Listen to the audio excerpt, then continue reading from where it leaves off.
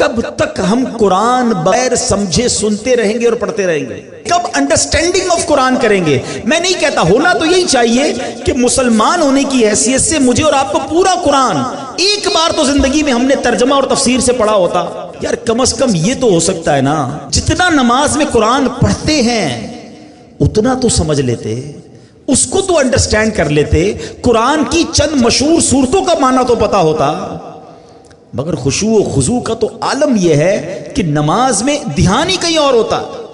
لوگ کہتے بھی ہمارا دھیان کہیں اور ہوتا ہے۔ وہ مشہور چٹکلا ہے نا کہ ایک صاحب آئے، عشاء کی جماعت چلی گئی، رونے لگ گئے، تو نمازیوں نے کہا یار نہیں رو بھائی، اتنی نماز سے محبت، اتنی جماعت سے محبت کہ جماعت چلی گئی اب رو رہے۔ کہتے یار بات یہ نہیں ہے، مسئلہ یہ کہ روز دکان بند کر کے عشاء کی جماعت میں آتا تھا، امام صاحب 4 رکعت پڑھاتے تھے، میں پورا حساب ملا لیتا تھا، اب جماعت تو چلی گئی، اب حساب کب ملاؤں گا اور نماز کب پڑھوں گا؟ ایکچولی نماز کیا ہے؟ اللہ کی بارگاہ میں حاضری ہے۔ آپ کسی بہت بڑی شخصیت کے پاس، بڑے سیٹھ کے پاس، جس کے پاس آپ کی فائل رکی ہوئی ہو، اس افسر کے پاس جائیں تو دھیان کدھر ہوتا ہے؟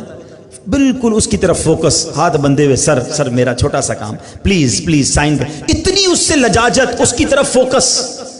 اور خدائے احکم الحاکمین کے دربار میں آنا ہے، دھیان کہیں اور ہے، سوچ کہیں اور ہے۔ خود سوچو، شرم آنی چاہیے۔ جس کا نماز میں دھیان کہیں اور ہوتا ہے اس کو خود ہی اپنے آپ سے شرم آنی چاہیے، اور یہ شرم ہی، یہ گلٹی ہی تمہیں دھیان دلا دے گی، تمہیں خشوع دلا دے گی۔ اور دوسری بات کہ آپ ایٹ لیسٹ کم از کم 30واں پارہ ترجمہ تفسیر سے 2-3 بار پڑھ لیں، جب پتہ چلے گا نا کہ آپ بات کیا کر رہے ہو۔ الحمدللہ رب العالمین الرحمن الرحیم مالک یوم الدین، اب آپ قرآن کے ساتھ ہوں گے، نور کے دریا میں تیر رہے ہوں گے، رحمان کی بات ہو رہی ہے، رحیم کی بات ہو رہی ہے، اب اللہ سے التجا ہو رہی ہے، ایاک نعبد و ایاک نستعین، اے اللہ ہم تیری ہی عبادت کرتے ہیں، تجھی سے مدد چاہتے ہیں، اب آگے چلیں گے، اے اللہ اس راستے پر چلا دے جو تیرے پسندیدہ بندوں کا راستہ ہے، اس راستے سے بچا لے جو تیرے غضب والوں کا راستہ ہے۔ اب جناب رحمت کی آیتیں آئیں گی، دل جھومنے لگے گا، عذاب کی آیتیں آئیں گی، آنسو بہنے لگیں گے۔ واللہ میری بات کو سمجھ لو، جس کو قرآن سمجھ آنے لگ گیا نا،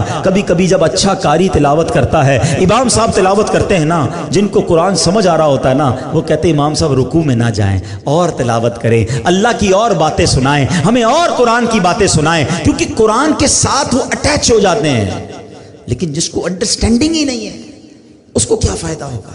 پلیز قرآن سے ایسی دوستی کرو۔ اور میں آپ کو کوئی بہت بڑا کام نہیں بتا رہا، کم از کم 30واں پارہ ترجمہ تفسیر، اب تو صراط الجنان آ گئی ہے، حاصل کر لے، پڑھ لیں، آپ کی زندگی بدل جائے گی۔ واللہ جس کو نماز سمجھ آنے لگ جائے گی اس کو نماز کا مزہ ہی اور آتا ہے۔ سبحان ربی العظیم جب وہ کہتا ہے اور وہ سمجھتا ہے کہ میں عظیم رب کی تعریف کر رہا ہوں، تو بعض اوقات تو آنکھوں سے آنسو نکلتے ہیں۔ سجدے میں جا کر سر جھکا کر سبحان ربی العالی جب دل کی گہرائیوں سے بندہ ادا کرتا ہے تو اللہ کو گویا یہ کہہ رہا ہوتا ہے، اے اللہ سر بھی تیرے دربار میں جھکا دیا، اب میں نے سب کچھ تیرے دربار میں جھکا دیا ہے، اپنا سراپا تیرے بارگاہ میں جھکا دیا ہے، اے اعلیٰ رب، اے مالک، اے خالق، اے سب سے بڑے مولا، اب مجھ پر نگاہ رحمت فرما دے۔ پھر بندہ اس کیفیت سے نماز پڑھتا ہے۔ تو اگر نماز کا لطف لینا چاہتے ہو تو نماز کو سیکھیں، نماز کو انڈرسٹینڈ کریں، نماز کے اندر جو قرآن ہے کم از کم اس کو جانیں۔